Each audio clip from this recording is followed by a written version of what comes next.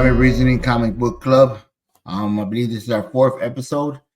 And as we come back to you, we try to read every different comic book that's put forward to us by your resident Rhyme and Reasoning co-host, Victor Mendez Jr. And what we do is we read through the whole graphic novel and we come back here and give our feedback. And hopefully that we can get some more comic book fans to start reading these books as I've started reading. I'm pretty proud of myself. I'm on my fourth book and I'm getting ready to read my fifth one. And I tell you, it is a different world. So hopefully we can get people to start reading and, like Victor always says, try to spread the word. And to help us here, we always bring back Gabe. Sorry, Gabe. And he helps us out. And as you all know, Gabe's the one introduced Victor Jr. to comic books. So Gabe, welcome. What up, though? And of course, we can't do a comic book club without the man himself, whose whole idea this is, and he tries to spread the word and hopefully gets more listeners every week. But Victor Jr. Hey, what's up? Glad to be here.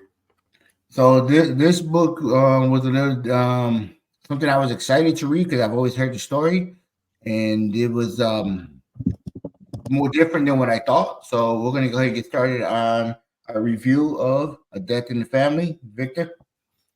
All right, so we're jumping in like post-crisis Batman. So this is way after year one. This is 88. So this is a little bit after Frank Miller put his time on the Dark Knight, like we read actually.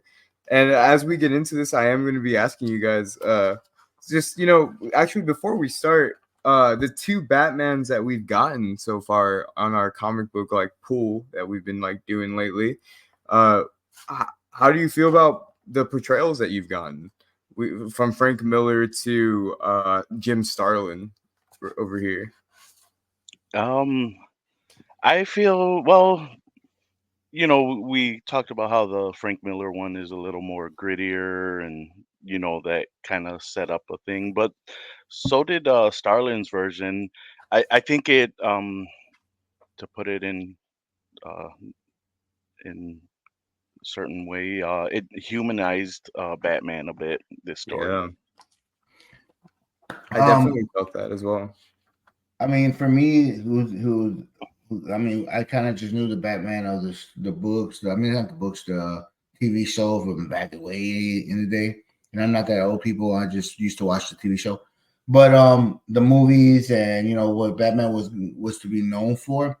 So to read these two novels, it was very different for me. Like for instance, the first one we read, and that one was a very cranky old man type of Batman.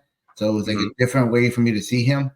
I liked it, but I have not. And then we read this one where he's like, it's a different version, but he's still kind of he's older, he's tired, he's kind of I mean, why am I still doing this? Or I'm we'll get more into the whole Batman in this one, but it's kind of I keep getting the versions of the older ones. And one of these times you're gonna have to give me a book that was Batman in his prime, where he's doing flips, kicking butt, One of these days we'll probably circle it back and check out Frank Miller's Batman Year One, which is the critically acclaimed one that everyone loves, and it's prime early Batman.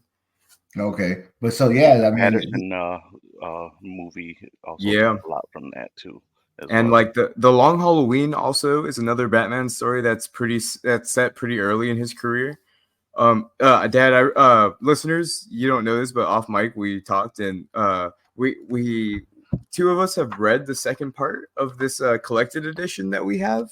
In the collected edition, the second part, we get to see more of Two-Face, Dad. And come with what you've read of Two-Face in The Dark Knight Returns, I think you'll really enjoy the Two-Face that you get in the second part of this collected graphic novel that we all got. Okay, and just to put everybody on the same page here, we're going to review today The Death in the Family as a part 1, and then we're going to come back as a part 2 within a couple weeks to cover the Lonely Place of Dying, which is the story that Marv Wolfman takes up a year later in our real time after The Death in the Family occurs.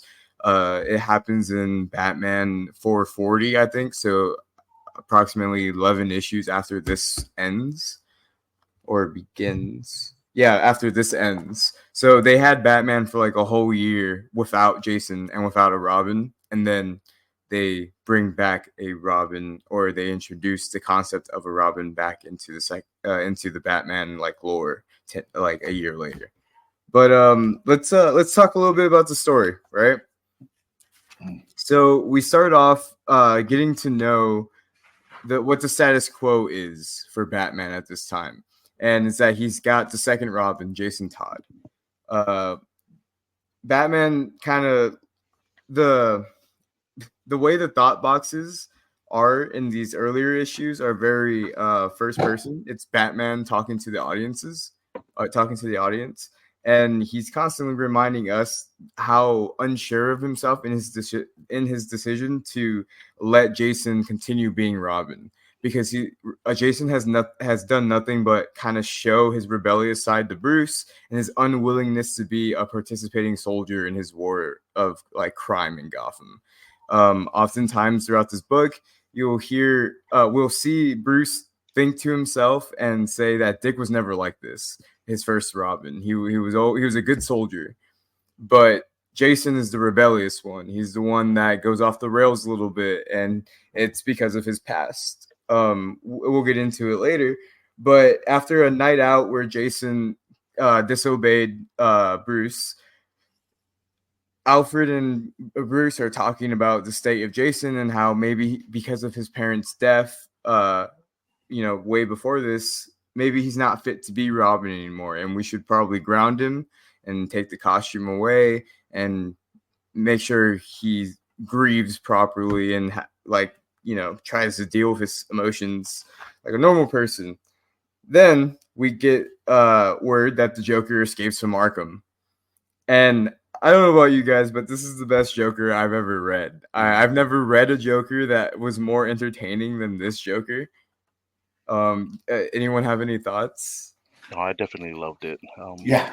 Loved this portrayal. It reminded me very like with alongside with Mark Hamill's version of the Joker. That when I would read that Joker's line, that's whose voice I was hearing. Yep. Honestly. Yeah. I mean, reading this one, he's more sick in the brain. Yeah. He's sick. I mean, I read the four about 3/4 through the four Jokers, and I feel like this Joker is just a little bit more like out there. Like he's really disturbed. So Yep. yeah, I loved it. So this Joker has just recently escaped from prison, and he needs cash. He needs cash so bad, and luckily for him, he's got a cruise missile hanging around that he's been saving for a rainy day. And in my notes, I have Joker tries to sell his missiles to the Lebanese, which is his plan. His plan is to sell a cruise missile to the Lebanese because of all the geopolitical things that are going on in real life 1988 as this book was coming out. Oh, real quick on that. He had an assistant there. Yes, we get to see his henchman. Yeah. Okay, is that somebody that I should have recognized, or is that just somebody from this book? Not really. It's I guess the Joker having normal henchmen is a thing of like before the 90s. A lot of the Joker's side henchmen become very Harley Quinnized, where they become bigger personalities than henchmen. But back in the day, it was really just the Joker hanging around with a bunch of people that were yes men and like the money, and were kind of okay with the fact that the Joker almost he kills every one of them all the time. As we get through this book, there's not a single Joker henchman that doesn't get killed or get killed by the Joker. Mm-hmm. So the Joker's plan is to sell the cruise missile, and at the same time, Jason is grounded. So he starts walking around old Gotham to see what his old apartment complex is like, where he used to live with his parents. His father, Willis Todd, we learn used to be a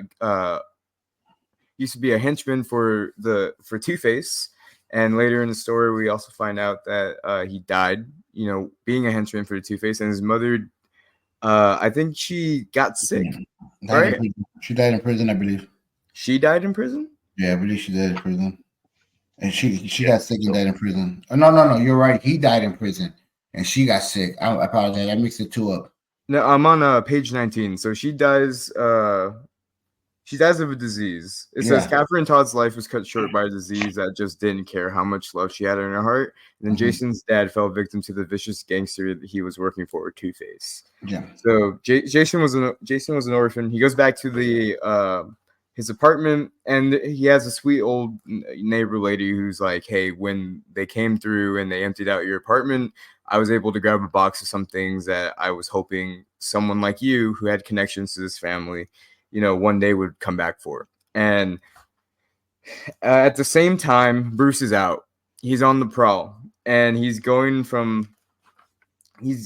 going to he knows that the Joker's out, so he's like, all right, let's hit up the usual suspects. And he's going around Gotham trying to figure out what the Joker's next move is. And he finds one of his henchmen, he has a passport to Lebanon.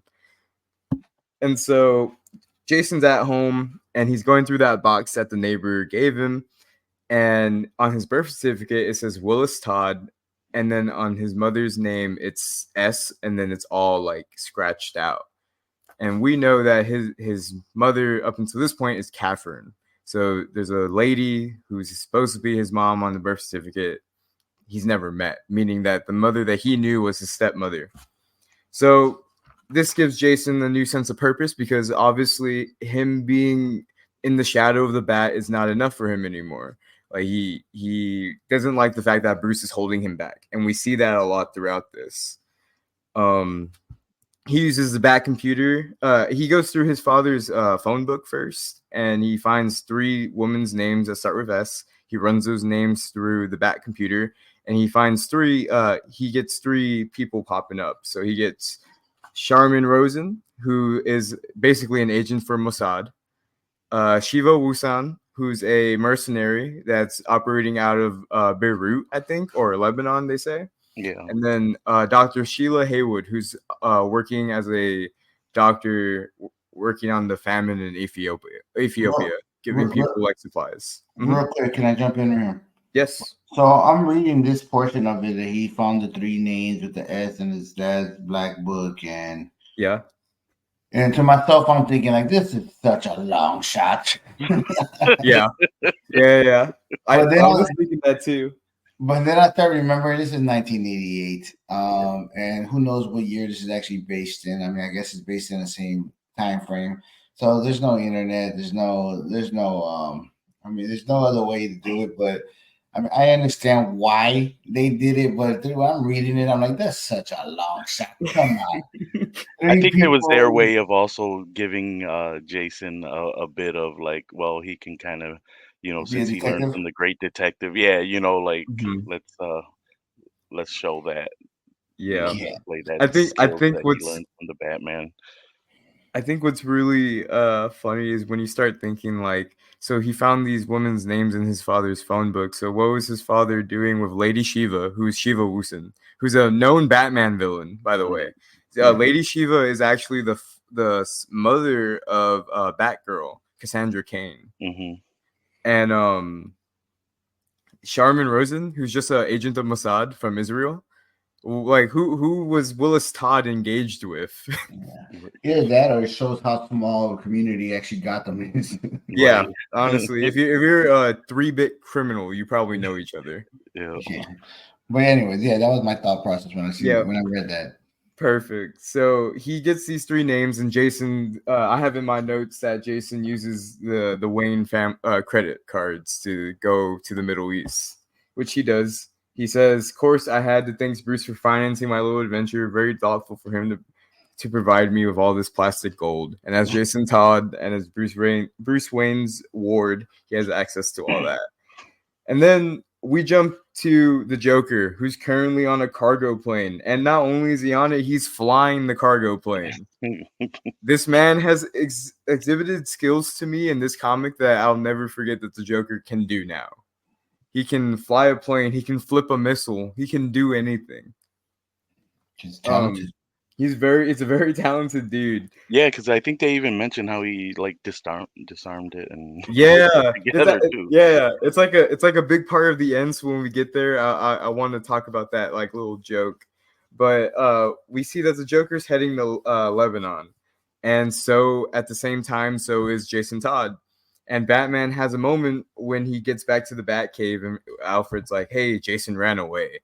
Like, he's nowhere to be seen. He left a note. He said he's gone."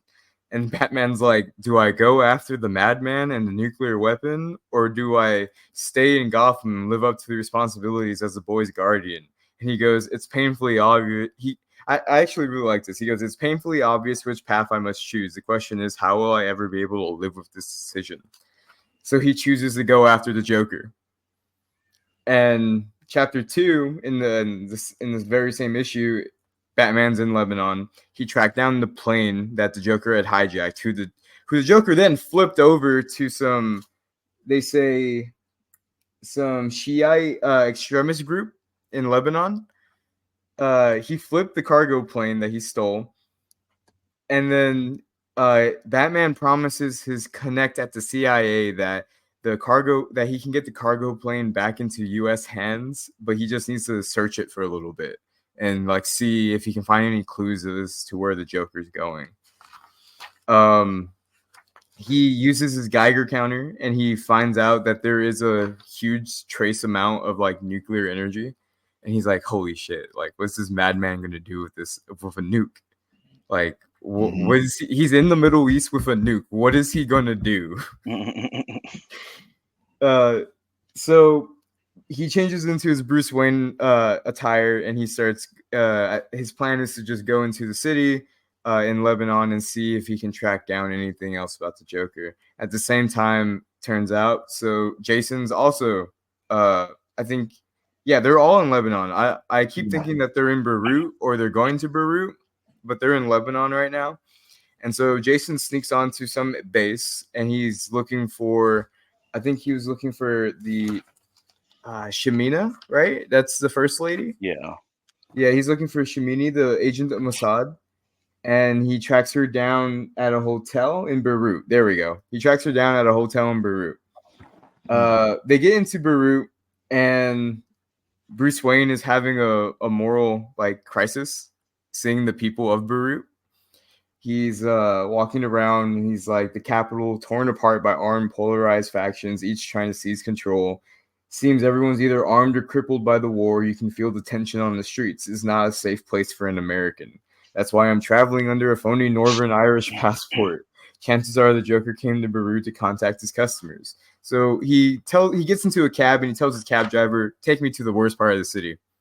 Cab driver's like, "Okay, bro, bet." As soon as he gets there, he's like, "All right, I can stop being civilian Bruce Wayne. I can be Batman now." And I like one thing I noticed about this Batman is that he's a lot like the Frank Miller Batman in that he's very deliberate with every move that he does. He knows that if he punches someone so hard, they're going to be knocked out for a few hours, and that will give him enough time to do what he needs to do in order for people not to be alarmed. Yeah. I think that's part of what he is overall, though, isn't he? And not just Right? in those novels. Yeah, so I'm not a Batman reader, to be honest. So like the big ones that I've read are Long Halloween, Dark Knight, and then now this one.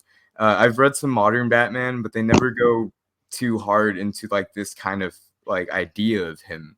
And it's kind of cool that they were doing this way back in like 88. Yeah.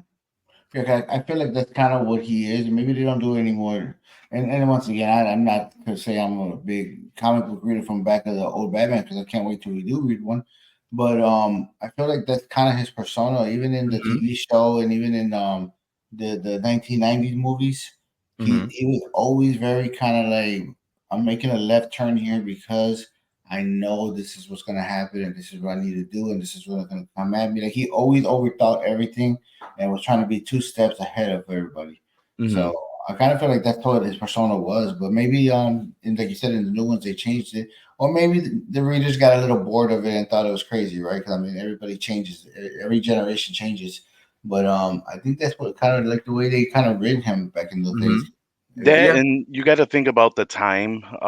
Even in the 80s, comics weren't as focused visually as, until maybe a couple years later, where, you had to focus more on the writing and Yeah. characterizations of the, I'm glad you you mentioned know, that. It of the would be comics, where like the 90s, it's like you got this vivid popping, or even nowadays it's stuff like that, Mm-hmm. where you kind of got both, it's focusing on the characters and the art, but where, it was just still like I'm looking at this and it's like the Marvel one we just did, Kree it, Scroll War. yeah, that one, that style, you know Do you find that with this style, like the Kree Scroll War and like this style, it's like the words are first and the pictures are second? yeah, Yeah, that's very how I feel as specifically, well. well, and that's what I was gonna say. I got in my note here that I was gonna mention that Mm-hmm.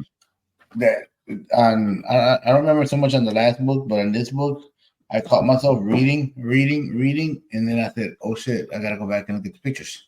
Yes, Because that's something that I constantly have to deal with reading comics as yeah. well. Okay, so I'm not just weird. No, you're not. It's normal. I think at least. Yeah, no, I caught myself doing the same thing too. Man, I think it is good writing then. Yeah, I think Jim Starlin had a script and a dream, and it really shows. Gabe, I think you'll agree that in the next part of this, it's very art orientated. Yeah, But this is pure Jim Starlin writing. Who's I don't think I mentioned, but Jim Starlin's very famous for reinventing Marvel Cosmic as we know it today. hmm He wrote great things like the Infinity trilogy, and he reinvented the Silver Surfer and the Guardians of the Galaxy. Well, he invented them in the 80s. He was just all around. He's a legend in his field. But back to the story. Batman in this new area, like we said, he's using the element of fear, and he's very deliberate with his fear. And he even says it's the case of unfamiliarity breeding fear. The guy can't wait to tell me everything he knows, which is unfortunately isn't much. And the next three characters I talk to aren't any help either. But he finally hits pay dirt with number 5, and I like that he's taking the opportunity that no one's expecting to see Batman in Beirut right now. right. So if you just see Batman, you're scared as shit. You're just gonna let him. You know what? It only took 5 guys to tell him what he needed to know, which I think is not a lot. Like he got to it pretty quick. Yeah. People weren't trying to keep much from him. So he's trying to track down who the Joker got to be the middleman for the plane situation. At the same time, we jump over to Jason, who is reaching the hotel that his first name is at, Charmin Rosen. And when he gets there, he's confronted by Bruce, who's like, "What are you doing here?" He's like, "I'm looking for my mother." And Bruce is like, "Your mother, Jason, she's dead." Jason's like, "I fucking know that. It's my stepmother, though. This is my real mom." Yeah. So he sits down with Jason, and Jason tells him, what he knows. There's 3 women that could be his mother, and I'm tracking them down. And Bruce is like, "All right, well, I'm here looking for this Brando guy." And they look over conveniently. This Brando guy and the guy and Charmin is there, so both their marks are there. Looks like they can do this joint operation no problem. I wonder what would have happened if Brando wasn't walking with Charmin, but we know that's not the case because Charmin is an agent of Mossad, and this was all deliberate. So Bruce and Jason follow them into the middle of the desert, and it's specifically a little bit away from the Israeli border. And they're driving down this road. Jason's like, "Hey man, we're gonna get seen. There's no one else in this fucking desert driving right now, so let's go incognito." So Batman pulls out the glider, which is something that I wanted to ask you guys. The glider or the helicopter? Because I thought it was a helicopter. The helicopter comes later. Oh, I thought it was a helicopter. The helicopter comes later, but what I'm glad you mentioned it. what did Bruce bring with him to Lebanon? He brought a mini copter and 2 gliders. Yeah, like You know what? I take it back to the whole thing about the address book and the 3 names and with the S and everything. I'm like, come on. right. But that part didn't catch me as surprise because I'm just like, if you're a millionaire, I mean, you're Yeah, a millionaire. that's how I looked at it too. Like, well, it's Bruce Wayne also, so Yeah.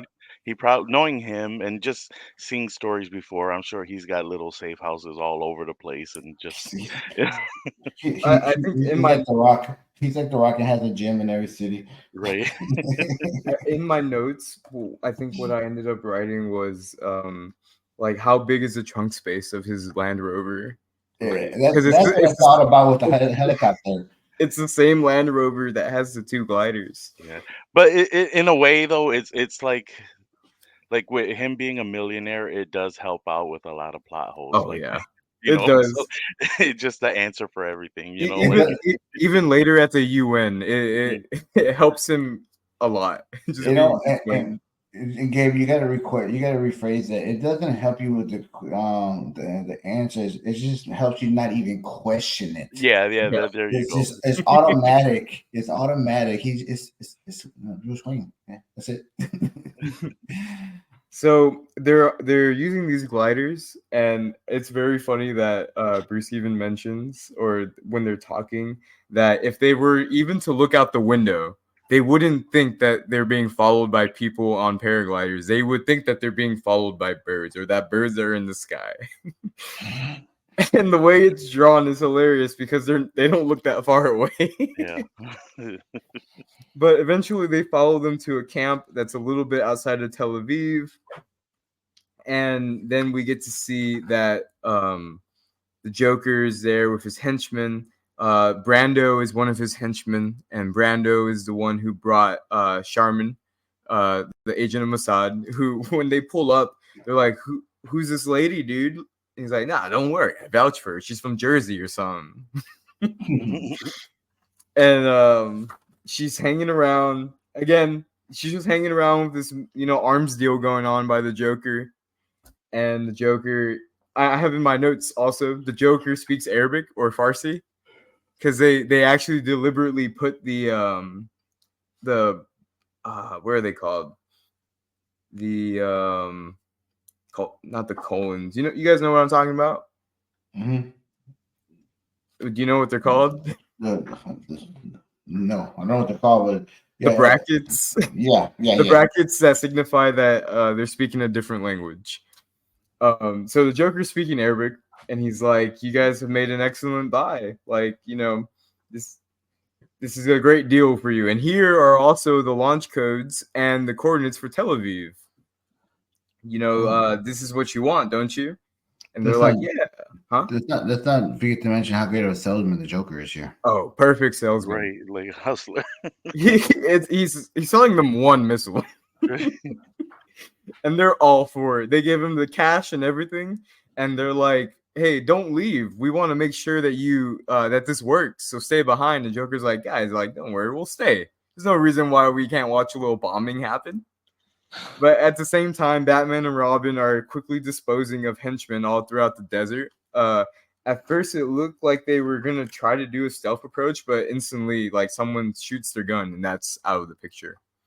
So then everyone knows. And I love the scared look on Joker's face where he goes, "No, it can't be him. Not here." Right. Are you kidding me? He followed me to the Middle East. Forever the thorn in his side. In each other's sides. Yeah, exactly. So Batman and Robin are in cover, and they quickly dispatch of the henchmen. They're like, no problem at all. We get a lot of little split panels of them taking out the henchmen. Good Batman and Robin action, which I think is also the best part about this story, because we know going in there, Jason's gonna die. And for someone who doesn't read a lot of Batman, getting to know why I should care about Jason and Batman and their relationship, the Batman and Robin relationship, it's really cool because they would work really well together. You know, Yeah, when I they're like that scene too, the picture on 44 where you see like Batman doing a oh karate yeah. chop and Robin is just, getting somebody else. They're kind of right there. They put their differences aside and like, Hmm. back in action, like, the dynamic duo right there. Yeah, it's real good stuff. And eventually when we do get to it, it does hit hard when Jason dies because of all this. You see that not having a Robin is something that's going to affect Batman. And when you read the second half, Dad, you'll see that completely. Yeah, It's real nice. and I was just gonna mention that I've only seen one portrayal of this version of Robin. The Under the Red Hood cartoon. No, I've seen, I only seen it on Titans, the Oh yeah, show, Titans. Hmm. and either he's very well, he's very easy to write, or Hmm. they portray him very well in that show in the way he is, because he's very like, I mean, He's he's brash. angry. He's Hmm. angry. He has no fear. He feels like he's bulletproof. He feels like he's better, almost better than Batman or the other Robins, and he wants to prove it. And the way when I was reading this, like Gabe said about Joker, when he was reading, he thought about the Mark Hamill one. When I'm reading this Robin, and I automatically started thinking about that show because he was in that, I think, third season. Yeah, And Hmm. it just reminded me of him, and I was just like, either he's very easy to write, or they portrayed him very well, because and you I he see think. the conflict also. Hmm. We get that little bit of conflict that Jason, is kind of. He's rebellious in yeah, Titans. At least he goes against Bruce all the time. Yeah. He's the second child that gets away with a lot. Um, one of my favorite aspects about Batman and his Robins is that even though they genuinely they all look the same, Hmm. but they all have distinct personalities. Dick hmm was the good soldier. Jason was the rebellious one, and Tim is the one that instead of Bruce seeking him out, Tim's sought him out and needed to remind the Batman what it means to be the Batman with a Robin. But we won't jump ahead of ourselves. We'll get back to the story and the the terrorist that the Joker sold the cruise missile to is punching in the coordinates for Tel Aviv. Um, it doesn't work. Turns out the Joker is not a rocket scientist. And so the missile explodes, but the warhead didn't detonate. So everyone's just considering themselves lucky that they didn't just Oppenheimer themselves in the middle of the desert. Joker's upset because his money got burned, so he gets away. And one thing I want to bring up is that this dude gets away a lot in Yeah. this book. There's moments where Batman's just not looking at him, he gets away. In this case, he just walks into the desert of the shadow. I mean, the shadow of the desert. yeah, but that's because of the conscience that Batman has, though. I mean, Batman always feels like he has to save everybody, which can be annoying at times. And Mhm. Joker just doesn't give a shit. Yeah. He's just like, I'm out. This guy's gonna die. You either gonna save him or you're gonna let me go. He takes advantage of that stuff. I Mm. mean, and that's the thing with Batman. He always has to save everybody, Mhm. and even the bad people, he has to save them. He has that conscience on him, and Joker takes advantage of it. I Yeah. mean, Yeah. and that's how I see it, at least, and that's why Joker gets away. Mm. And I think that this topic of discussion is going to come more into play when we get to the final issue of the Death in the hmm Family. So let's get there like as quick as we can. I know we're struggling on time. We're already like a third of the way. So it turns out that the woman that was with them, who was with Brando, the guy that Batman was tracking to get to the Joker, she reveals that she was indeed an agent of Mossad, and she thanks Batman, like, you've done a service for our country, for my country. And Batman's like, well, then would you like to return the favor? She goes, how can I? She's like, can you just answer some questions? They're like, all right. And then they go, have you ever been to Gotham? You ever had a baby there? She's like, is this a survey or something? Well, have you? She goes, no, not in Gotham City. All right, end of question. We're done. We can leave because Jason's birth certificate is Gotham, so that it's hard enough evidence.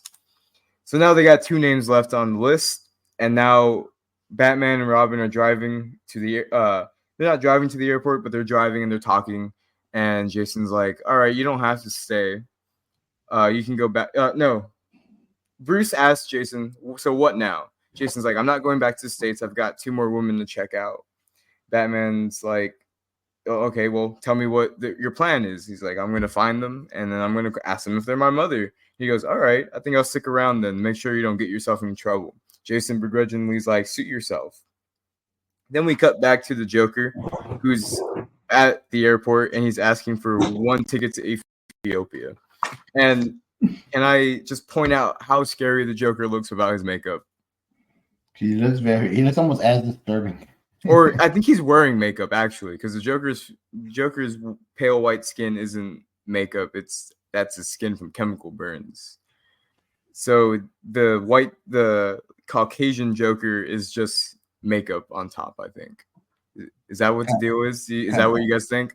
Yeah, I took it as that because even in the '89 movie and in I forget which comic book it is when they show the Joker gets killed in the chemical, not killed, but gets burned in the chemical. He always his skin is that color, and he puts the makeup to be regular. Mm-hmm. Nice. So then we get to the next issue, book 2 of 4, Batman number 42, and we didn't point them out at the beginning, but these covers are great by Mike Mignola. People might know Mike Mignola from Hellboy fame. I don't know if you have you ever read Hellboy, Gabe? No, I haven't had a chance to, but I do see that, resemblance there. He's got the very square Frank Miller type style, and I think it was very deliberate that they brought him to do these covers. So we go to chapter 3 in part 2 of this. We start off in Lebanon, in the Bekaa Valley, the very heartland of Shiite terrorist activity, according to Batman. In this sense, we pick up. It's like 2 pages of Batman filling in the audience as to what's going on. But essentially, they made it. Yeah, I've seen that. They did a lot of flashback on this comic book. Every comic can be someone's first. That's the idea here. Yeah, and every chapter has about 2 to 3 pages of flashback. Even the third one, I was kind of like, we already went over this one. And the second one. So, yeah. Go ahead, sorry.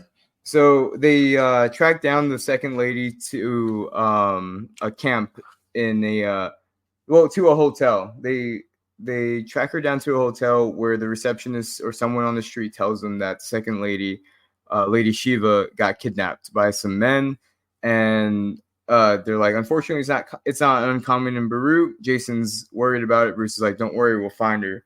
And we cut back into the desert where Batman and Robin are, taking down people that are guarding the camp. And that's basically what their scene is for a while. But we cut back to the Joker, who's now in Ethiopia, and he's found the third lady that's on Jason's list. But he's not there because he knows about Jason's list. He's there for a whole different reason. So he couldn't sell his missile. So this man is like, all right, well, let me just sell medical supplies now from people who need them in Ethiopia. And I know just the right person for it. This person that used to live in Gotham, who what was her name? Sharon, maybe? Oh, Sheila Haywood, doctor in Ethiopia.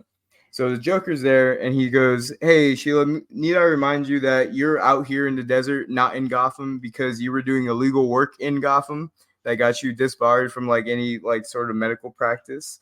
And if anyone knew that where you work now, you would get fired. So how about you help me out and I don't rat you out? She goes, oh, you got me, Joker. I'm gonna help you. She's like, all right, well, you can hijack one of my trucks, I guess, with my medical supplies. He goes, oh, that's perfect. That's exactly the kind of momentum I need to get my cash flow going again. And we cut back to Batman and Robin, who are just blowing through this camp. And Batman makes it a point to say, this is too easy. This is way too easy. This is not the kind of resistance we were expecting. These people feel like amateurs. And he even makes it a point. I love it too, where he goes, these people feel safe with their weapons in their hands. They're not used to the kind of up close and personal game that me and Robin play with them. And as they're going through the camp, they start putting on kayefes to conceal themselves, and I love how their disguises work, especially because Batman and Robin also speak Arabic, so they're just wearing their kayefes and they're speaking Arabic to other people, and no one knows that they're not them until they eventually get knocked out. They made it through the whole tent, and they get to questioning someone. They're like, "Where is this Shiva lady? Where's she at?" They're like, "Oh, she's in that tent over there." They get to the tent, it's empty, because turns out Shiva was watching them the whole time. This is her camp that she's been training soldiers at, her little mercenary group. Because when Jason was finding out what these ladies were up to, he had found out that one of them was an Israeli agent, one of them was a mercenary, and the other one's a doctor. So the mercenaries out there in the desert training Shiite terrorists, apparently. And she's actually very impressed that Batman and Robin took out her trainees. She's like, you know what? Now I know now I know what weak areas we need to work on. And one of my favorite parts is that she wants to smoke with Batman. She wants to fight him. And he has this line where he goes, "That's the one thing about being the best. Every jerk and his sister wants a crack at your title." Yep. And he gets into the fight with Lady Shiva, and she's kind of getting him for that first bit. He acknowledges the fact that she's his equal in martial arts, and he also knows that he can only win this fight by getting close enough that his strength outdoes hers. In the end, it ends up being Jason who helps Batman out. It's the only reason why Batman's able to get Shiva, because he's not doing too good until Jason stumbles back up after being knocked out by Shiva. And he in the panel on page 70, it's Jason knocking her in the back of the head. Right. And Batman smacking her across the face, and then a kick to the face, and then a punch to the gut. And she tries to go one more knee to the belly, but he catches it and then pops her right in the jaw. He goes, "Cuff her and be ready to get off, to take off as soon as I get back." And so Batman goes to the camp, and while they were raiding the camp earlier, they found all these munitions and bombs. And he goes, "You know what? I'm gonna show them a real 4th of July. I'm gonna show them. I'm gonna introduce our new friends to the concept of 4th of July." And so they blow up the whole camp, and they get Lady Shiva like far enough away from the explosion, and they're like, "Okay, we just need to ask you questions." She goes, "All right, like whatever. I have a choice whether or not I'm going to answer them. If I don't answer them, I don't answer them." He goes, "Have you ever had a baby?" Lady Shiva's like, "Certainly. I've had dozens of babies. I've dropped litters in every corner of the globe." And I like that Jim Apro draws blood. Mm-hmm. Like the panel on page 72 of Batman with his nosebleed looking down at Jason, because he's just like, she's gonna make this difficult. Right. And I like that. So he's like, "We're not gonna get what we need out of her. So I have this, and it's truth serum. It's sodium pentothal truth serum." And again, the moral code of being the vigilante that Batman is, he recognizes the fact that he has to be something that he doesn't like in order to get the results that he wants, the justice that he feels everyone deserves in the world, I guess. He goes, "Every fiber of my being is revolted by the thought of what I'm going to do, and it won't stop me, though. This is what we need to do so I can get Jason his peace." That's what's going on in Bruce's mind, in my head at least. He's determined to give Jason that peace of mind that Bruce never got. Bruce never got to be at peace with the fact that his parents died. So if he can reunite Jason with his mother, that's one less orphan out there in the world, Yeah. Mm-hmm. So they asked Lady Shiva if she's ever had any children. She says no. She passes out, and when she wakes up, because they're very responsible. They're like, "We stick around until the effects of the drugs wear off. We're not animals." But as soon as she wakes up and she's conscious, they're like, "All right, we're gonna hit the road." She goes, "What? You're not gonna arrest me?" And they're like, "Well, actually, it's not illegal to do what you were doing in the country you were doing it. So no, we're just gonna leave you out in the desert.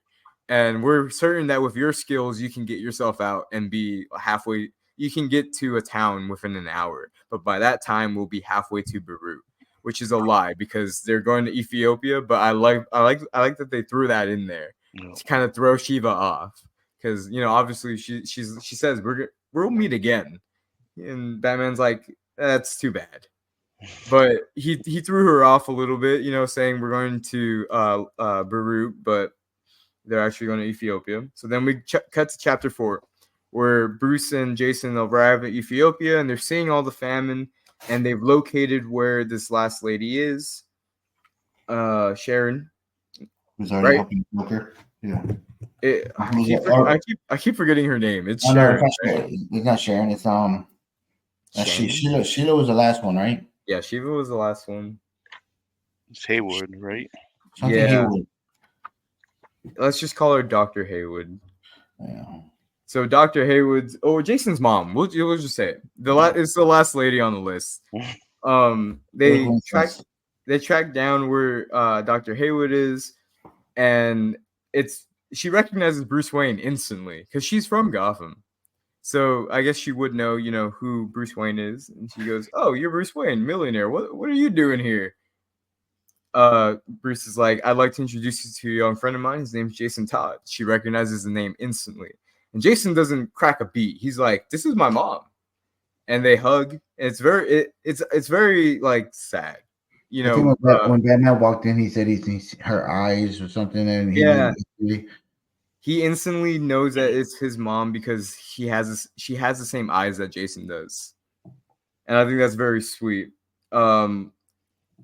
So Bruce is like, "All right, I'll just leave you guys to it, get to know each other for a little bit. I'll be back in a couple hours to see what your plans are, Jason." And Dr. Haywood, Jason's mom, gives Jason the lowdown as to what happened, why she had to leave. She says she was a struggling med student, and she fell in love with Willis Todd.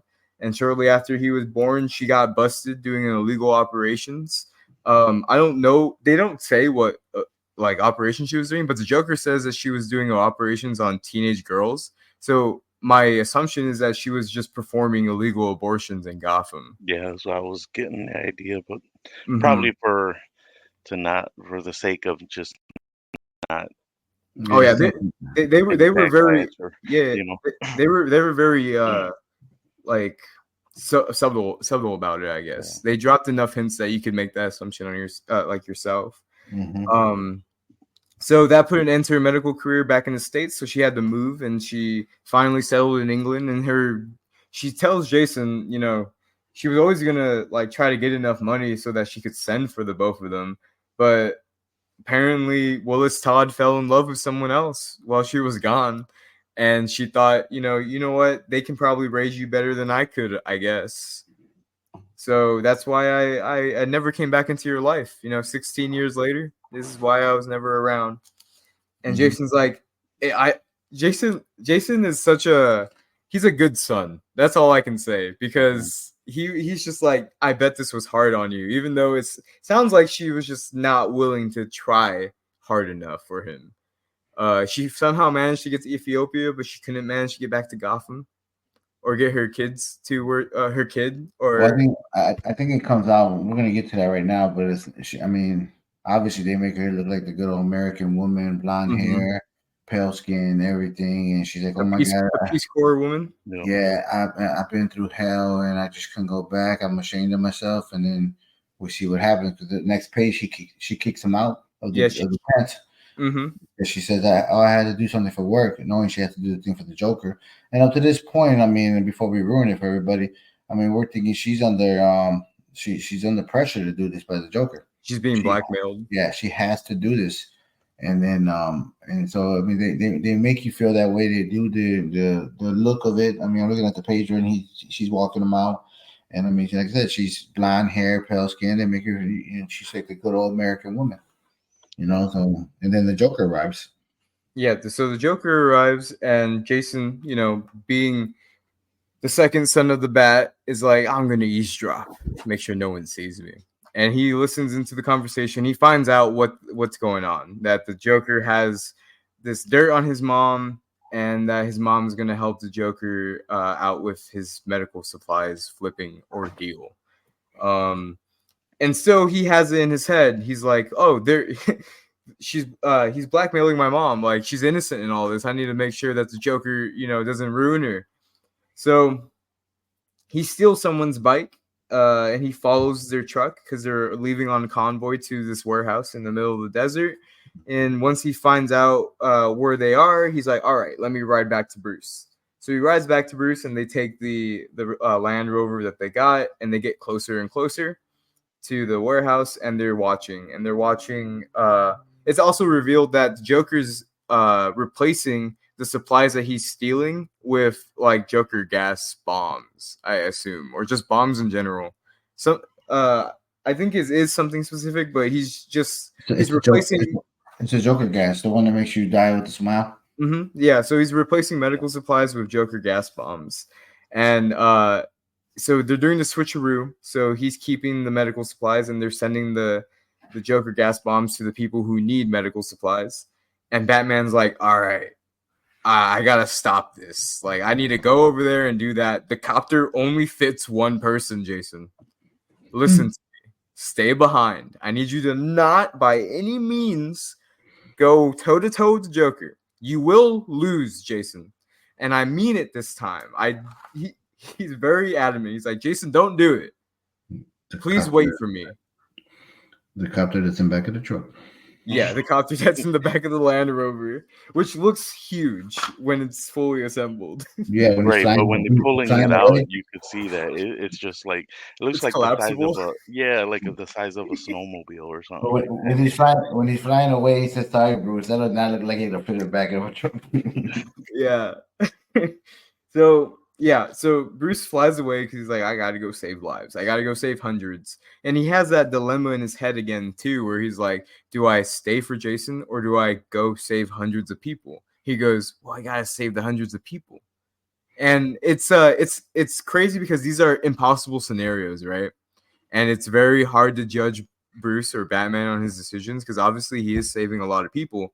But in this like very specific instance, Jason is his second choice every time.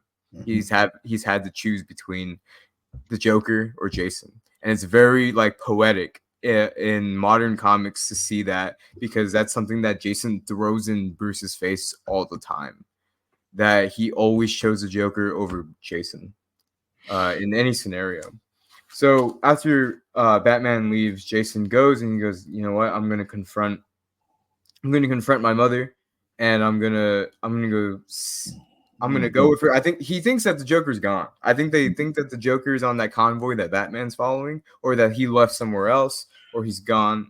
Well, she lies to him, doesn't she? Well, at this point, he's still saying, "I'm going to go save my mother." He's not going to go confront her because he still thinks she's still being blackmailed. Mm-hmm. So that's interesting about that scene is when they show him walk up on her, they try to make the good old American woman look a little more edgier by she's smoking a cigarette outside the warehouse. It's a good catch. And a villain cigarette. Yeah. And then that's when she gets startled, and then that's when they go in, and that's like, let me see the next pages. He reveals that he's Robin too. Yeah, and then the Joker walks in, and then now you start getting to the point of like, okay, I'm not the great American woman you thought I was. I'm not the mom you thought I was.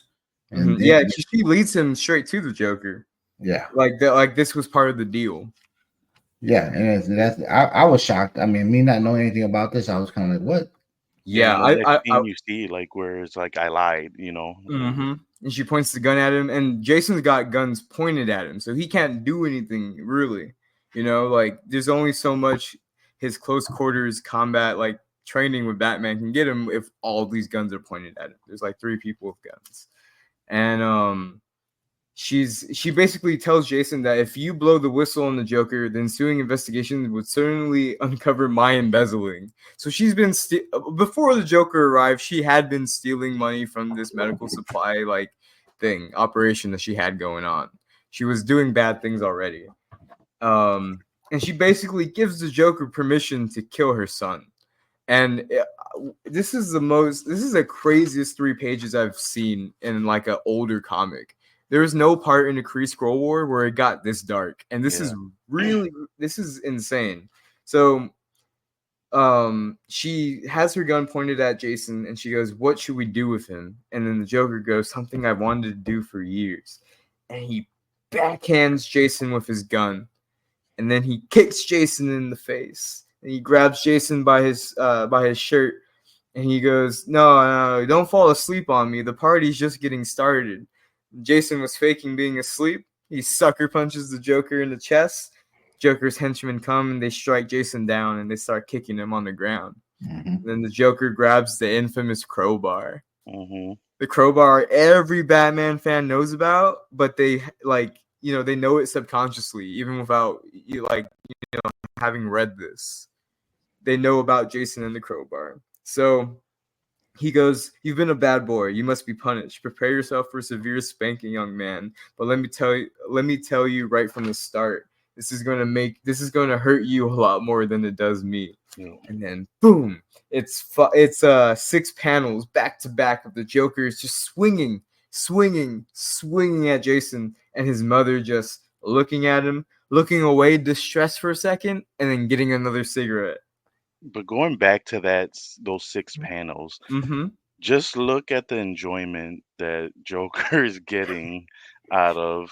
I mean, probably the next best thing would be if it was Batman himself. Yes. But that's the look I got. I mean, you get chills, kind of like, man, this guy is sick, but at the same time, you're like, he's really loving the moment right now.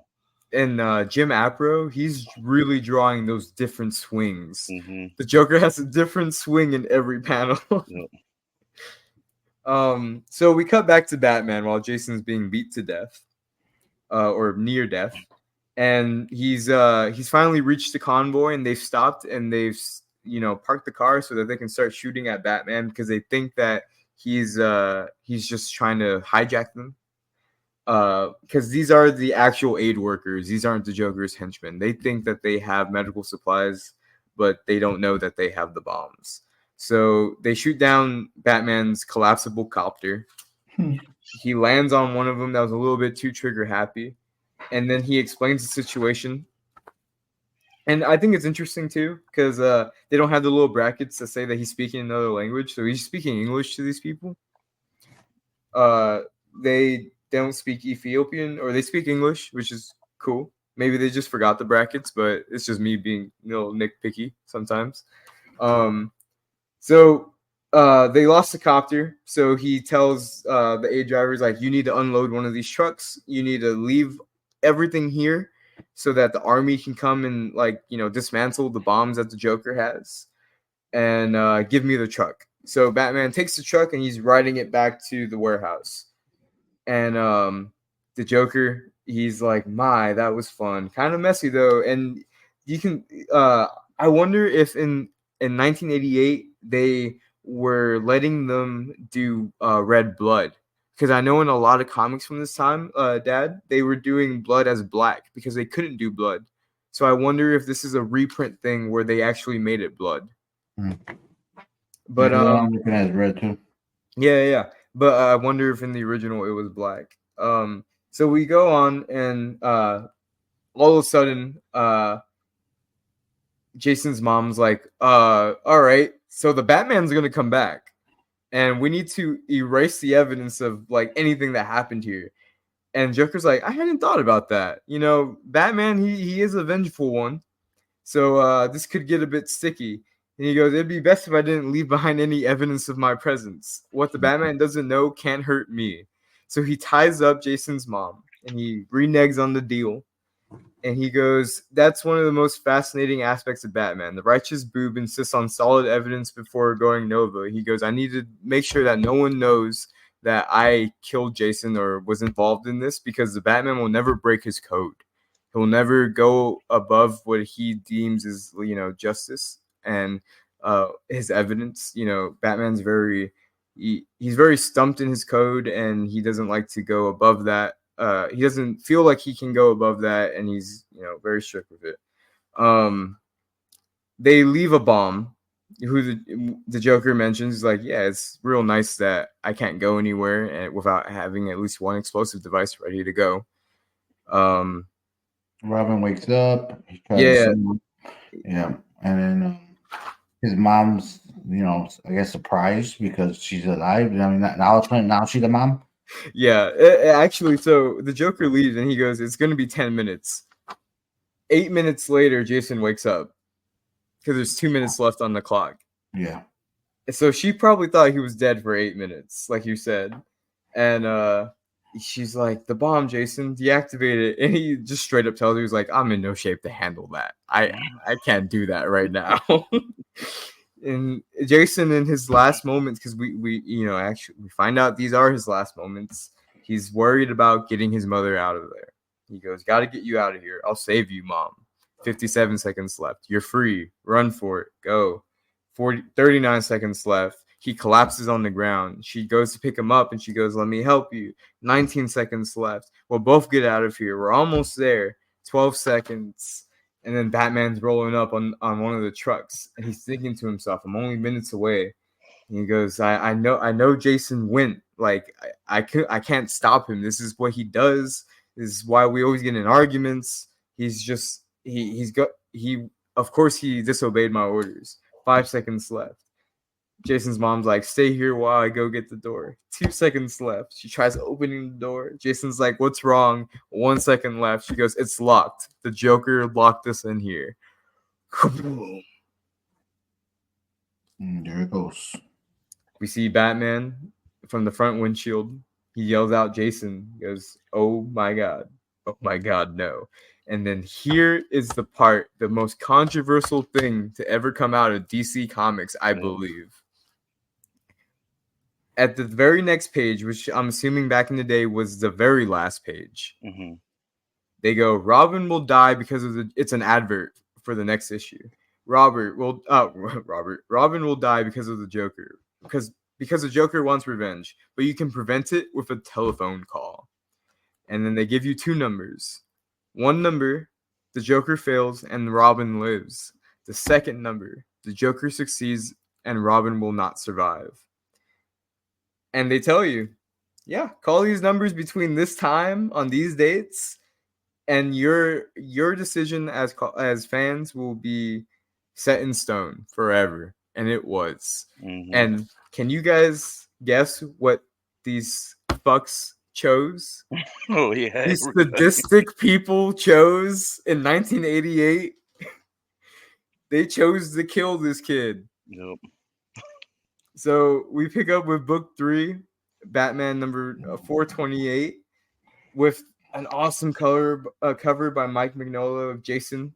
It's a really good one. I would love a poster of that. It's so cool. Death in the Family chapter 5. Jason, where are you? Batman's going through the rubble, and he's going through every single, like, I can only imagine, like, what a father must feel like, not knowing if his son's alive. This is like what is going on in Batman's head. He's thinking about everything he did wrong as a mentor, as a trainer, and everything that he could have ironed out with Jason. And he goes, "How could I have been so stupid? It's just that I felt so adrift when I lost Dick Grayson as a partner. The Batman needed a Robin, but that was a different, less dangerous time. I guess the truth is that I was lonely. I didn't want to do it alone.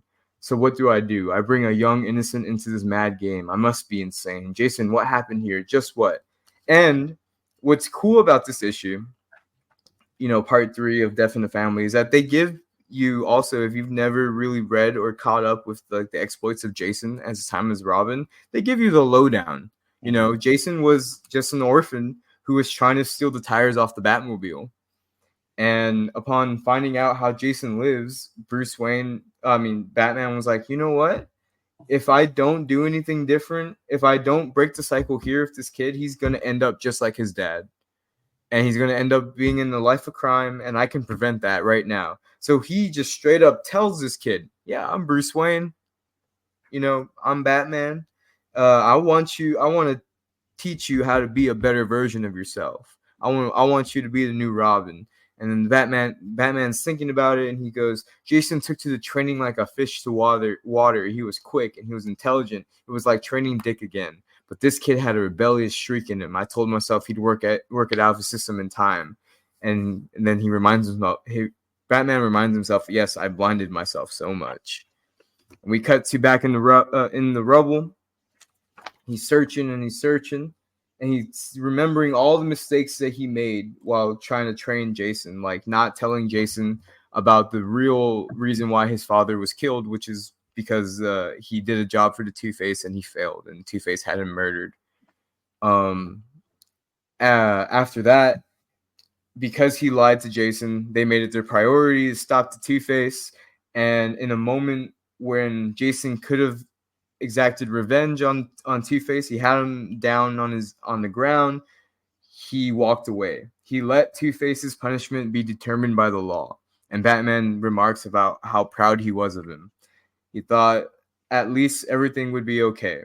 But the things didn't work out. Jason's confrontation with Two-Face gave him no peace. He began to have dark moods and got more rebellious. It became increasingly difficult to keep the boy under control. He disobeyed orders, and Jason started taking unreasonable risks.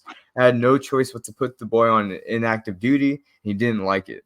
And that's when, in the last issue we saw, it was very jarring when they were like, hey, this is what's happened so far.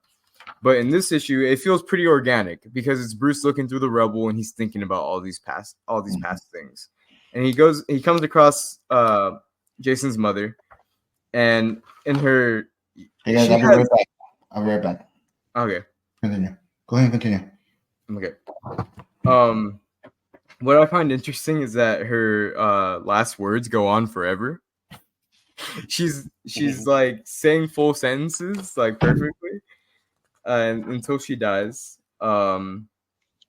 She makes sure that Batman knows that it was the Joker that did this, and that Jason, in his final moments, even though he was betrayed, tried to rescue her, and that even like in the last second when the blast had just started, he threw himself in front of her so that he would take the main of the blast.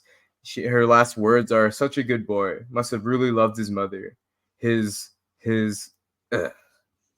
But I like Batman. the whole conversation, how like showing that she's talking, the little speech bubbles. They're like, you look at Batman's, it's all like solid circle, and then hers are kind of like the outline of it. It's a little like They're wispy. wiggly. Yeah. Yeah, like showing that, she's struggling talking, and you know I'm glad you bring this up because we'll find out later too, and I'll bring it up when it happens in the next issue. They get really creative with the speech bubbles with Batman, especially when he talks about Jason going forward. It's they minimize the text, because he has no umph when he mentions Jason, because he just feels sad. So he walks away from Jason's mother. She's dead. The pain is all behind her, he says, in his head. And he finds Jason's body. And he has this remark where he goes, "One look tells the story. There's no need to check for the pulse, but I do anyway. Nothing. I've lost him. He's already getting cold to the touch. Gone." And he hugs Jason, and we get the very famous drawing of Batman holding Jason's lifeless body and his tattered, remains of the Robin costume, which it's so good.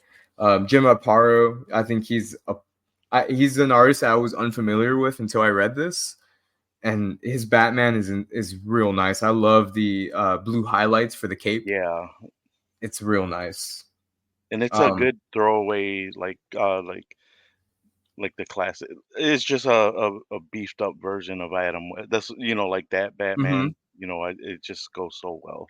Yeah, it's I love when costumes are like this one, at the very least, is three-toned. And so is Robin's costume. You got yellow, green, and red. Batman's got gray, blue, and yellow. I think the design is insane.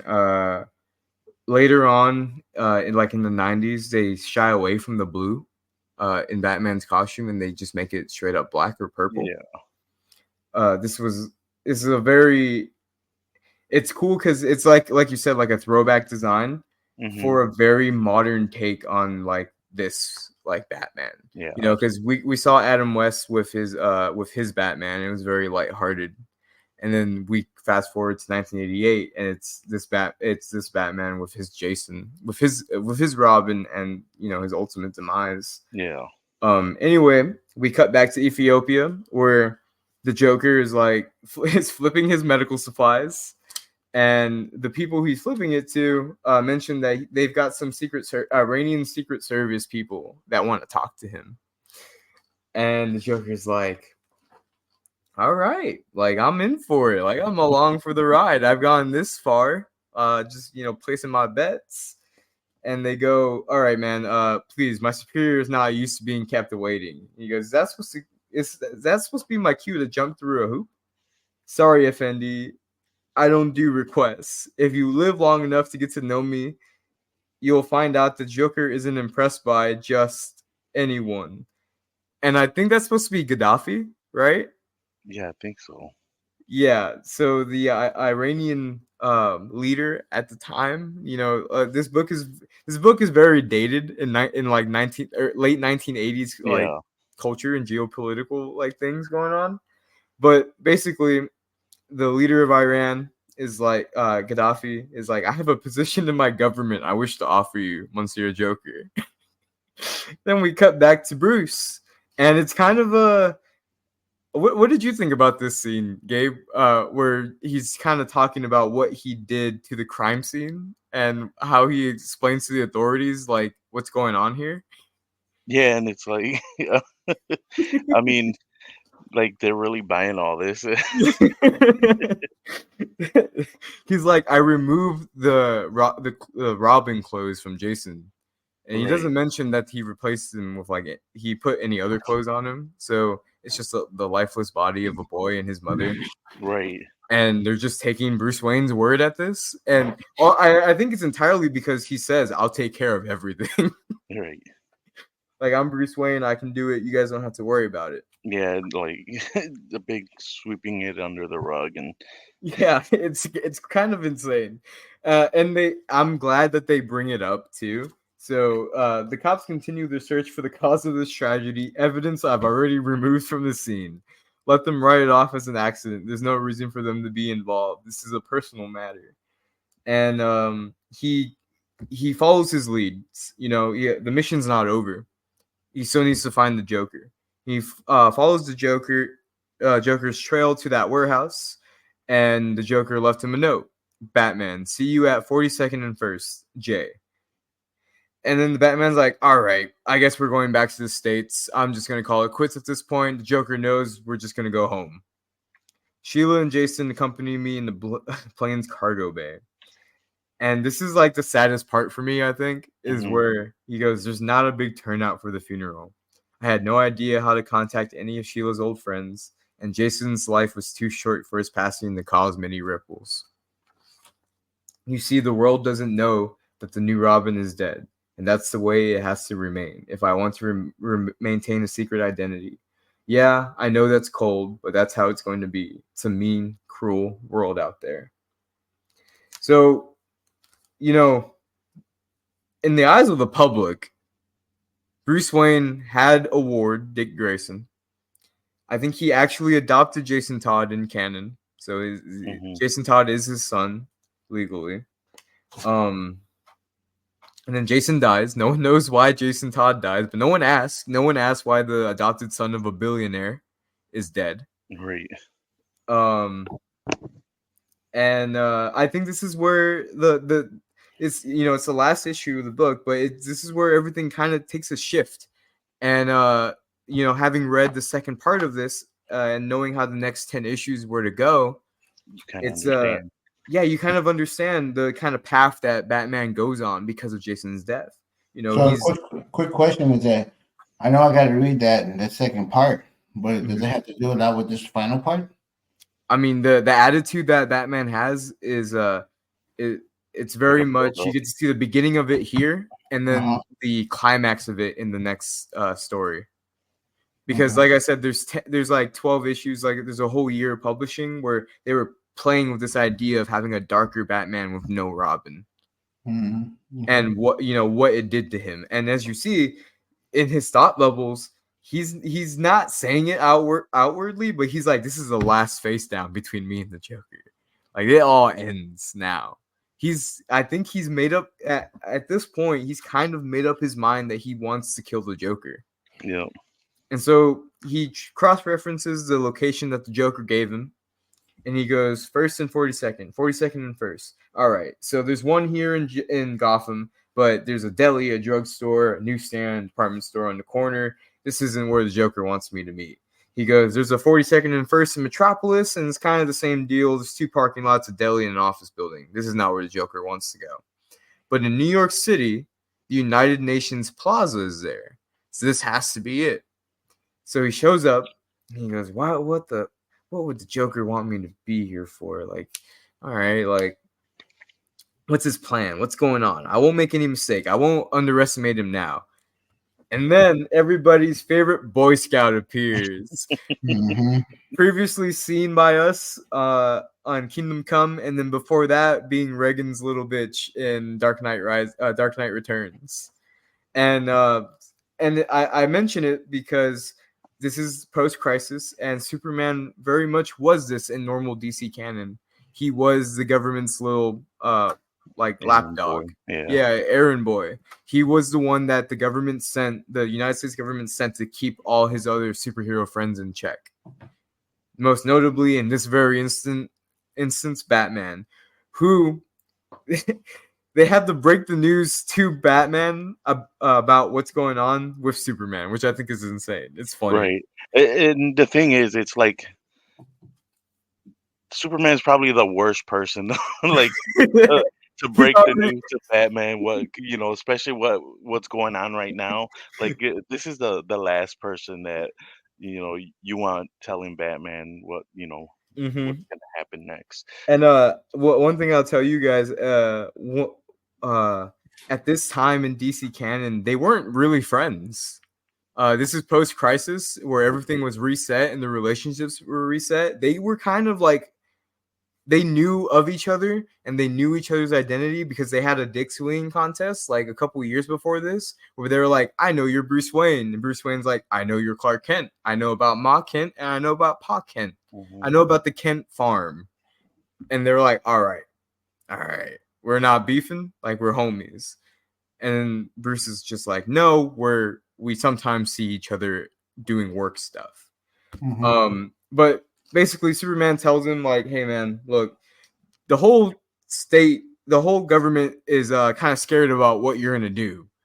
And it has to do with someone who was recently given the position of the, the ambassador to Iran? They're like, the new Iranian ambassador. You're not going to like who it is. But I'm here to talk sense to you. But if that doesn't work, he's like, I'm going to have to do something. He implies it. He's like, if that doesn't work, Batman goes, who's the ambassador? And then Superman goes, why don't you just go home? Batman goes, who? Superman looks him dead in the face and goes, there's nothing you can do here. Batman already knows what's going to happen. He knows that the worst thing that could happen is happening.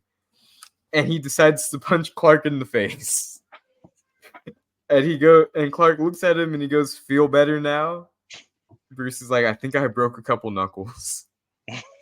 He goes, and Clark uses his X-ray vision. He goes, no, but they're badly bruised. You're lucky I rolled with the punch. You could have crippled yourself. He goes, I can't believe you actually did that, Batman. What's eating you?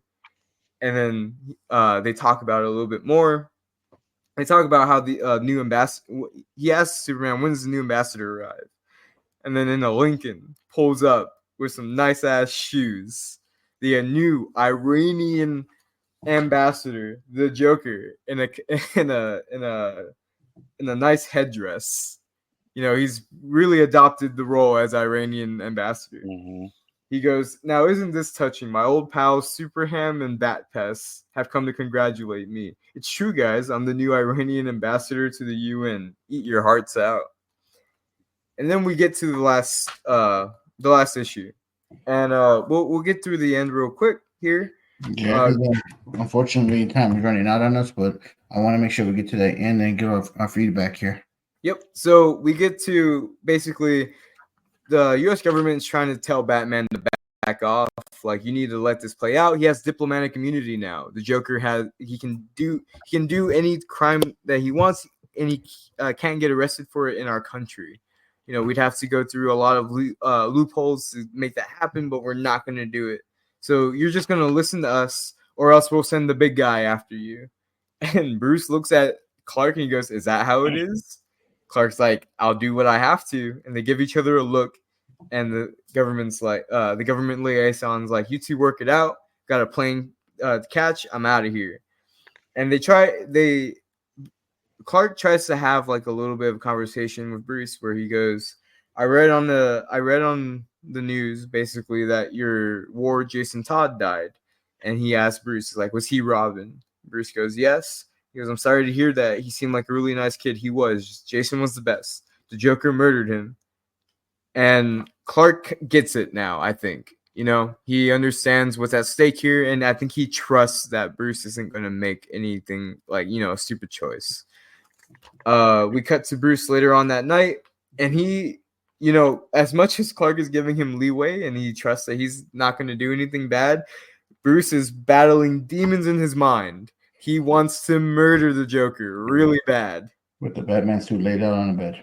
Yeah, he's looking at the Batman suit and like his normal Bruce Wayne clothes, and he goes, "There's something." He's like deciding like if he needs to, you know, choose between the two, right? The path of vengeance or the path of like a civilian, I suppose. He breaks into the Joker's UN hotel room that night, you know, because diplomatic immunity, he can stay anywhere. He's not barred from any Hilton hotel. Let's see. They talk for a bit, and so at this point, I guess Bruce is under the assumption that the Joker killed Jason, but he doesn't know it for sure. He needs to hear from the Joker himself about what he did to Jason, and that's exactly what the Joker gives him. He says, you know, "Yeah, it was me who killed him, and I'd have loved to see your face when you found the what was left of the brat." And he goes, Batman looks at him, he goes, "Thanks, I'll be seeing you around."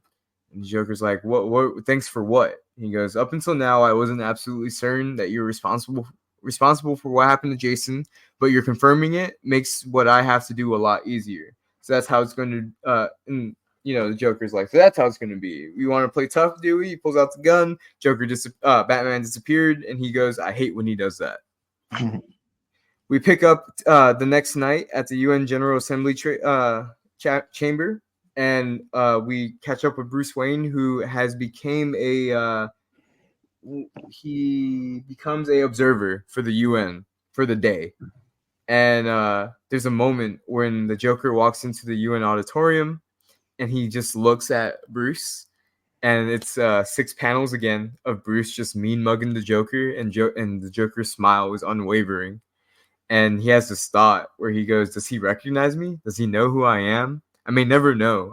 I'm feeling a terrible sense of finality. We've been linked to each other for so long, neither of us truly understanding the bond."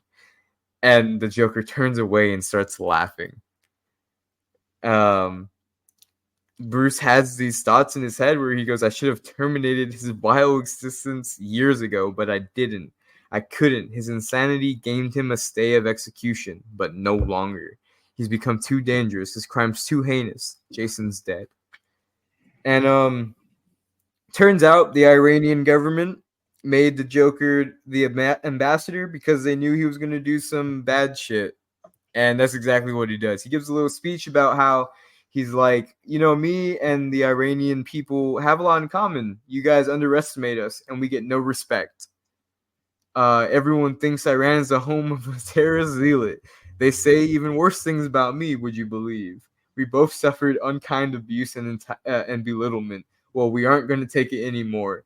And he takes off his coat, and he reveals that he has 2 gas canisters of laughing gas, and he has 2 guns. He has a gun with him, and he's just going to start spraying everywhere. Turns out Superman was there the whole time. He was one of the UN guards, and he goes and he quickly stops the Joker's gun from being able to, you know, shoot any more gas. And the Joker's like, "It's all right. You're too late. The gas is spreading. But my boy's got that lung capacity." So Superman just fucking sucks in all the Joker's laughing gas. And Batman has a thought to himself where he goes, "It's spectacular. It's a spectacular sight. Him inhaling all that gas, taking it all into his body. Even I'm impressed." Superman reveals himself, who I would say he looks really good with a mustache, by the way. In disguise, Clark Kent is. I wouldn't be able to tell that it's him.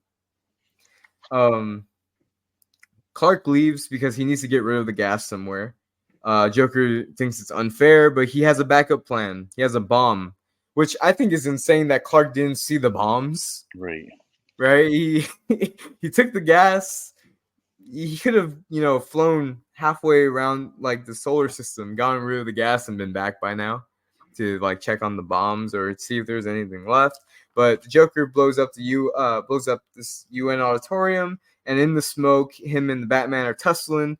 And there's more moments where, Batman dodging out of the way gets other people hurt. And, one thing that I noticed is that this Batman, I don't know if other Batmans are written like this, but I know definitely he's not written like this now. He's kind of, not all right, but people get killed because of his deliberate actions, like pretty often. Mm-hmm. Like this guy in the background gets shot. And he just thinks about it. He goes, "Delicate behind me is not so lucky. Another innocent sacrifice to the Joker's mania. Wherever he goes is death. Another hapless victim to haunt my sleep. Let there be an end to it." So he, at this point, he has the thought in his head, like, no more. This is going to be the end. We don't know what the end really means yet. But no matter where you flee, I'll be there right behind you. He's going to follow the Joker. So the Joker gets into the helicopter.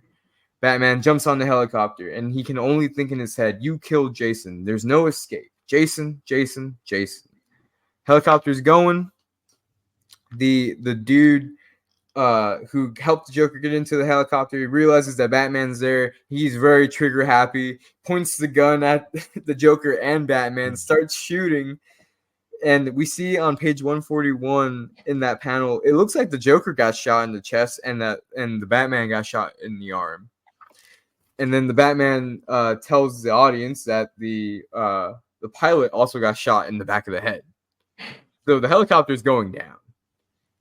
Batman knocks out the guy who's shooting.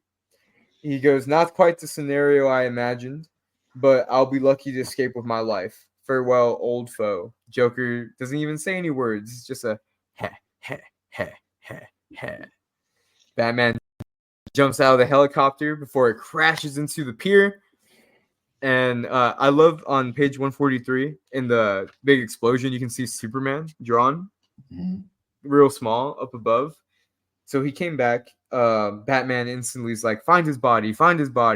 But I know they won't. That's the way things always end with the Joker and me, unresolved. Joker gets away. Which brings me to my point that I hated the ending. You hated the ending? Yeah. Is it because the Joker got away? Did you feel like there wasn't any justice for Jason? I felt like, yeah, I guess that would be the words. And in the other podcast, I mentioned how I was tired of seeing the Joker get killed in every DC that we were reading. Yeah. And then on this one, it's like, okay, and me, who I love the Joker, but he always seems to come back anyways, right? But he finally did something that you were like, yeah, he needs to die now. He needs to die now. He didn't die. Yeah. So I can only imagine. I mean, if you think of the mind of Bruce Wayne, what he's going through in his head at this moment, like I couldn't even do this because we know he's not dead. Yeah. So. And I can imagine at that time, though, like nobody knew like what we know now, in the future. But for the story to kind of just like flatline like that, and like that's it, I'm pretty sure a lot of people were kind of. It was what they call them was cliffhangers. That's what I felt it was. It was. I think. I think a cliffhanger is a good word for it, and also a good word for it is like it. I think it blew its load too quick on like the third part. Like Jason's death issue, it hit really hard. So the end. Me and my dad were talking about this. Before we started recording, but it felt like it was just setting up something else. Yeah. Completely like. I wasn't really interested in the Joker being the UN ambassador to Iran. You know what I mean? Right. Yeah, that I, then I another was far hoping, reach. yeah, it was kind of like out there, and it felt like that. They took away the attention from Jason's death a little bit too soon. Yeah. Yeah. Um, but Not only all in that, all, the huh? setup. Not only that, the setup was actually. And I know it's a comic book; it's a story, and we have to get a little bit behind the scenes before we get to the actual action part. Mm-hmm. But I felt like it was a little too long of a setup, and then the final boom. It was like a couple pages, you know. But that doesn't mean I hated it. And I get to my review right now and my notes that I took before we often give our notes here real quick before we log off for the day. But it just, I don't know. I really loved it. I mean, honestly, but it just I felt like there was a little bit long setup for the final boom, Mm. and the final boom didn't have a resolve. So that's why I was kind of like I hated the ending. I think Now, if you don't mind me jumping in here real quick, I think that's like the poetic nature of it is that Jason's death was needless, and the effects of it afterwards are long lasting and will affect the Batman in ways that like I don't think we could comprehend as the reader. Like what would we really want, right? Like do we want the Batman to be in his cave sad about it? Because like that's the reason why the Batman goes into retirement in Frank Miller's like little universe is that Jason dies. And remember that was written a whole 2 years before Jason actually died. well, that's why. Okay, so let me get you my notes real quick because I think it kind of falls into what you're saying there. Okay. Mm-hmm. First of all, my first note I had was obvious. Dick is the favorite son. You're not supposed to have favorite kids, right? But you can tell that Dick was the favorite. Let's get that out the way, right? He's a good soldier. Yeah. Another note that I had was that I noticed there was a lot of thoughts, not Mm-hmm. spoken words in this comic book, which I think it made it for easy reading. So that's one thing I really liked. Gabe, I was mentioning that I thought this comic book was a lot easier to read for me. I Mhm. don't know if I'm getting better at reading them after my fourth one, or Uh-huh. this one was very well written that I just read it through without like I didn't even stop on this one. I just kind of kept going. I wanted to get to the next chapter. It Yeah. wasn't kind of like, damn, I got 3 more chapters left. No, I wanted to get to the next chapter. But what's going to happen? What's going on? Maybe because it was a Joker story. I don't know, but I just felt like it was an easy reading. Mm-hmm. And one of the other ones that I thought about in this is that one thing about the Jason story with Batman, as young readers will probably won't won't ever notice when you're young, but as you get older, you start noticing what a parent has to go through with a son with a bad attitude or Mhm. sister like with the attitude all the time. Is like, what's wrong? What's wrong? What's wrong? And the kids are always like, just leave me alone already. Just leave me alone. That's they need to name that the Jason Todd moment of their life. Yeah. You know, because every parent goes through it, and you see Batman going through it in this story, and you're kind of like, huh, every parent's been through that. I went through it with Absolutely. Deanna, I went through it with Victor. I mean, I went through it with you guys when you guys were growing up in the bike club, you know. I Yeah. mean, it's every parent is going to recognize it, but every kid is not going to recognize until they get older of Mhm. that part of their life. Because I did it too when I was a kid, Mm-hmm. so I think it's very realistic. Relatable. Yeah, exactly. Yeah. And the one thing I was going to say about Jason Todd is that overall, I love the book. I give it an 8.5 probably. I give it an 8.5 in my review. I Nice. loved it. The only thing that I probably have to criticize is not the writer's fault. It's not the book's fault. It's my fault. I've never written a comic book with Jason Todd in it. Oh, you've never read a comic book with Jason Todd in Yeah, it? never. Mm. So me, I know who he is. I know you've always told me the story of the Robins and all of them and everything going on with them, but I've never actually written one. And when I say that is that so to me to read this comic book, it was kind of like introduction Mm-hmm. and pain in the ass and death.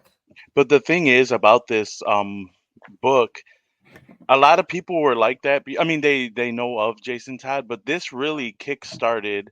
Let's start doing a like a backstory, and let's start giving you more insight on Jason Todd. And then Mm-hmm. obviously we know what happens, in the future. But if it wasn't for this book, it would have been like, okay, well, this is the guy that replaced Dick Grayson, and like this is who he is. No, like real. Because If it wasn't for this, story, Yeah, it because really, I thought it was quick for me because I have yeah, never written anything. I'm kind of like, oh, I introduced him.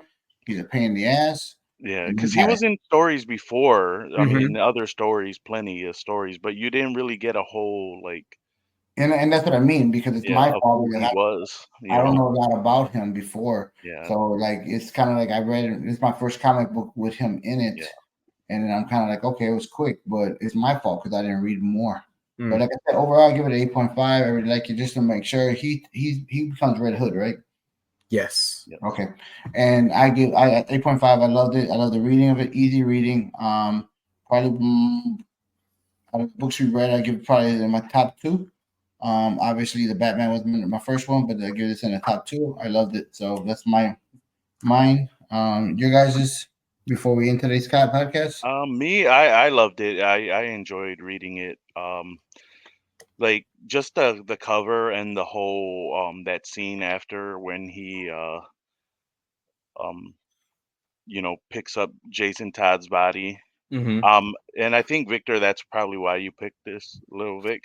That's why you picked this story, because that image right there is probably an important part of Batman's, like, it goes like, maybe I would say the whole iconic, when Batman, when he was a kid, his parents in the alley, that scene that mm-hmm. we've seen. Where he's Then under the lamppost and he's on yeah. his knees and his Well, parents are this by is his. probably like the next biggest one, and I would probably say a third one would be, and this is probably another story, but just to say the whole like Joker and Barbara Gordon, Oh yeah, like those three images right there are probably like a big significant part of Batman's, like story, like yeah, things that happen that we all know. Like I don't even know the story, but I know that picture, yeah, like, and so finally getting to, actually read the book and understand even more, like, oh, okay, you know, I see why, how important that image is of, the whole Batman lore and story. So I hell mean, yeah, I give it an 8 as well, just because I mean the art wasn't so much. I mean, it had some, you know, but the story overall, the writing and just the characterization and the humanization of Batman, and how it's starting to build up and what's gonna lead on to the next one, you know, uh, the next story that we'll go over. You get a better understanding of what's happening. hell yeah. All right, Rick. I know we kind of hear yours. We kind of hear your intake throughout the whole podcast, but overall, your grade.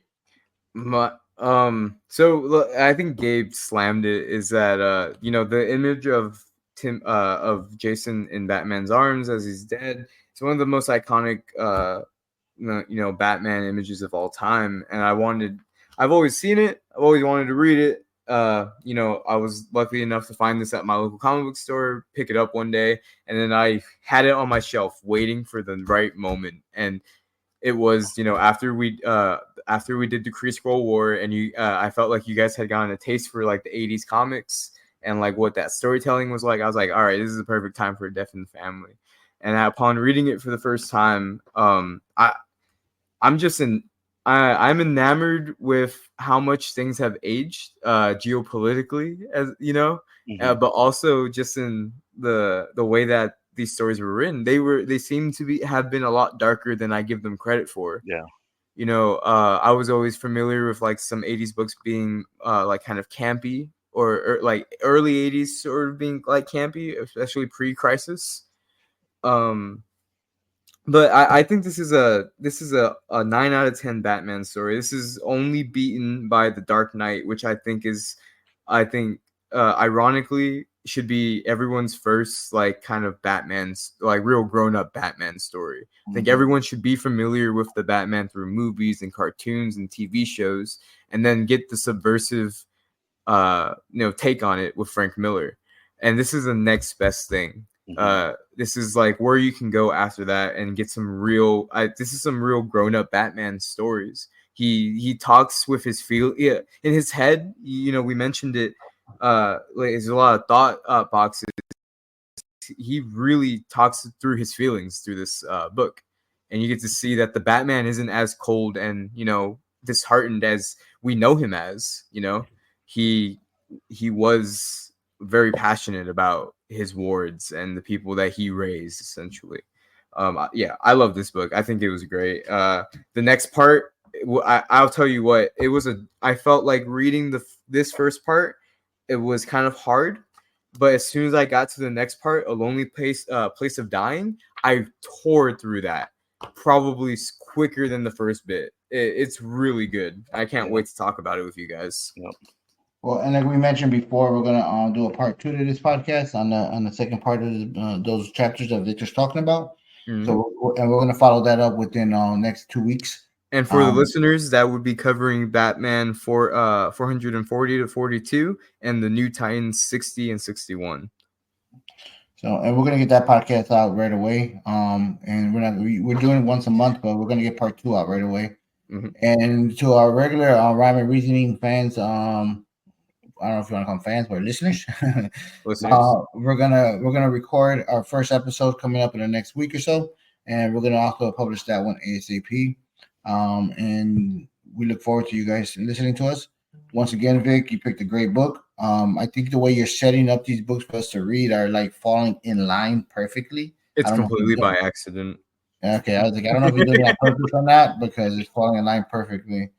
But thanks again, Gabe. Where can they find you? On Facebook at Gabriel Feliciano, or on Instagram at Gabe's Picks 22. All right, and Victor. So this is the first time I'll ever have anything real to plug besides my Instagram. So my Instagram, you can find me at Victorino _MP4. And starting next month, I'm gonna start Twitch streaming, and you guys can find me at twitch.tv/Vic at Night. So VICATNIGHT. And I'll be doing mostly night streams, but you can catch those VODs, the next day and watch. I'll be live streaming 4 hours a night, just playing games. Chilling, talking. Sounds good. And of course, you can catch us on Rhyme and Reasoning _ podcast on Instagram. We're gonna start promoting the new season of Rhyme and Reasoning, and also we're gonna continue with our comic book club, because we do have some listeners that they do like what we have to put out. So. And plus, I get to do more reading, and I'm getting kind of used to reading these comic books, and I'm liking it. So we're gonna continue doing this. And Gabe, I know we asked you before, but maybe you can join us on one of the regular Rhyme and Reasoning podcasts as well. Yeah, it'll be definitely fun. I always enjoy, being on here. Just to put it out there, the first episode will be on Halloween. So as you know, we go by generations, and the difference of generations between my generation X, the millennials, and that generation Victor likes to call his Z. Yeah. So we're going to get to that. But once again, everybody, thank you for listening. We'll catch you on the next podcast. And thanks again. Thanks, everybody. Hell yeah. Happy reading, guys. Woo! Support your local comic book store.